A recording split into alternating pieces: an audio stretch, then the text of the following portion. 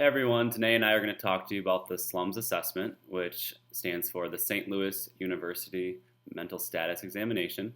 This assessment was published in 2002 and it measures different aspects of cognition, including attention and working memory, orientation, cognition, executive functioning. It can also include language and mental health, reasoning, and problem solving skills.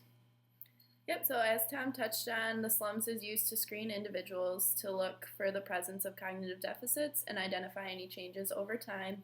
It can also be used to detect any early signs of dementia.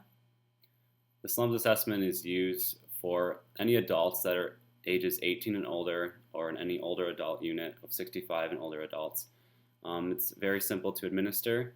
There's only 11 total questions on the examination. It takes about 5 to 30 minutes depending on the client, and the only equipment that you need is a paper copy of the SLUMS assessment that you can get free online or a pen and pencil. The screening tool can be used in a variety of settings that include inpatient, outpatient settings. It could also be used in older adult mental health settings. Pretty much any diagnosis or indicators of cognitive loss that include any traumatic accident like a TBI. Within the OT process, the SLUMS is primarily used as a screening tool for an initial assessment. It can indicate any needs that the client may have and potentially be used to set goals based on those needs. As far as the environment goes, it should be administered in a quiet environment with little distractions. The therapist wants to situate themselves close to the client so that they can interact throughout the assessment. So next we're going to have Tom as our therapist, and he's going to see how the SLUMS would typically be administered. Hi Kaylee, how are you? Good. Have you had any problems with your memory? No. Do you mind if I ask you questions about your memory? Sure. All right. I just want to let you know that this isn't a test that you can necessarily fail. It's just a tool that's used to measure the amount of memory that you have, just like a thermometer measures the temperature. Okay. All right. So what day of the week is it? Monday, And what is the year? 2015, What state are we in? Michigan. I'm going to ask you to please remember these 5 objects. I will ask you what they are later. Apple, pen, tie, house, car. Can you repeat them back to me? Apple, tie, pen, house, and car. All right. You have $100 and you go to the store and buy a dozen apples for $3 and a tricycle for $20. How much did you spend? $23. And how much do you have left? $77. Please name as many animals as you can in 1 minute. Go. Mm-hmm. Dog, cat, bird, fish, monkey, pig, elephant, tiger, lion, zebra, gorilla, dolphin, shark, mouse, rat, flamingo, eagle,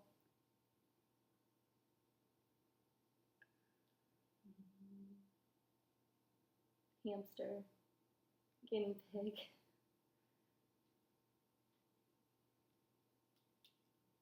hedgehog, anteater,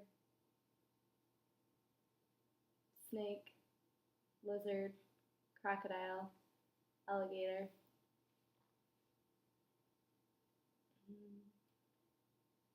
octopus,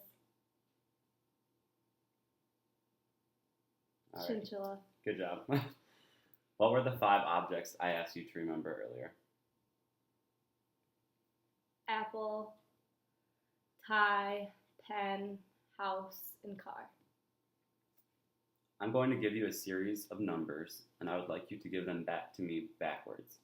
For example, if I say 4, 2, you would say 2, 4. Okay. 8, 7. 7, 8. 6, 4, 9. 9, 4, 6. 8, 5, 3, 7. 7, 3, 5, 8. All right. So I want you to pretend that this is a clock face. Okay. Please put in the hour markers and the time at 10 minutes to 11 o'clock.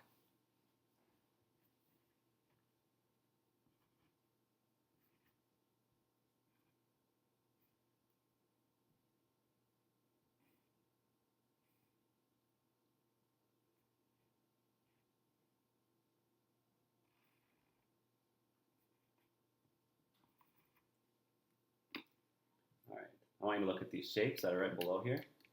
And then can you please place an X in the triangle? And then which one of these figures is the largest? The clock. Of these three? Oh, the square. Great, thank you.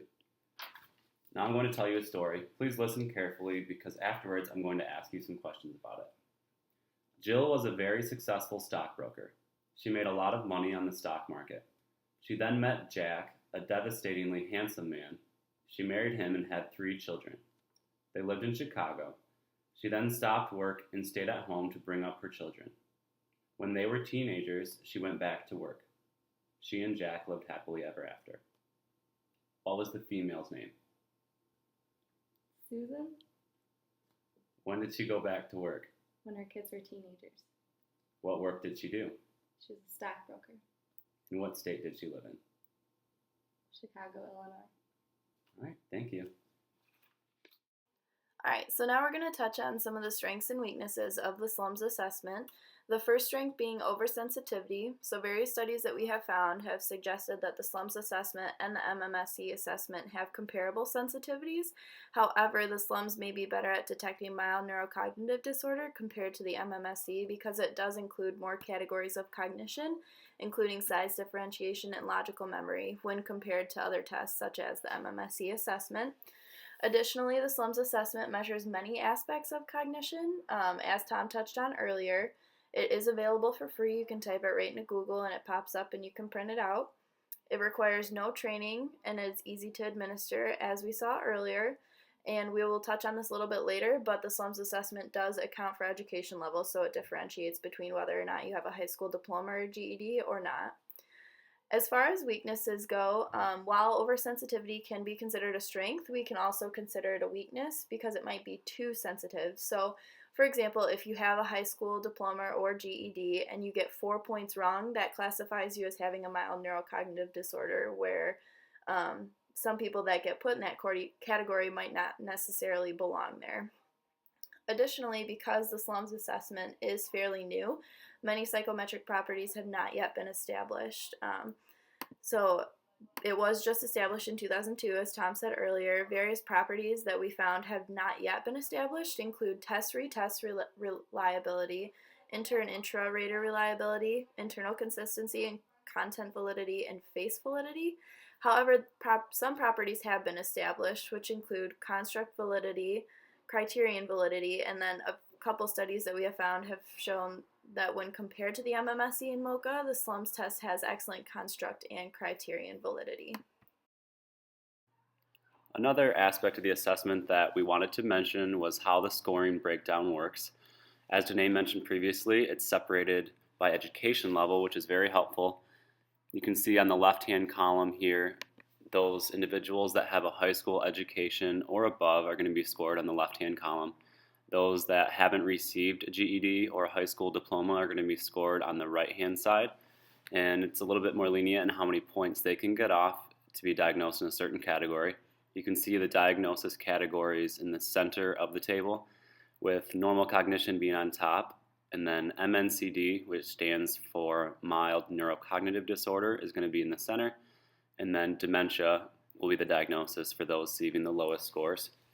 And then when you look at the actual scoring sheet, you're going to be able to see how each question, the points break down for each of those. So for example, number 5, when we asked the client, when they had a certain amount of money and they buy something, how much did they spend? If they're able to state back how much they spent on a certain item, they will get 1 point right if they were correctly able to answer that question. And then for them to be able to figure out how much money they had left would be 2 points, which is listed there in the dark circle on the left.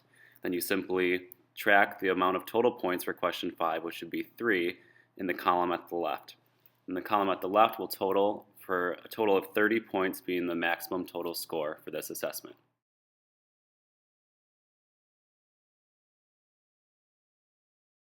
That's all, folks.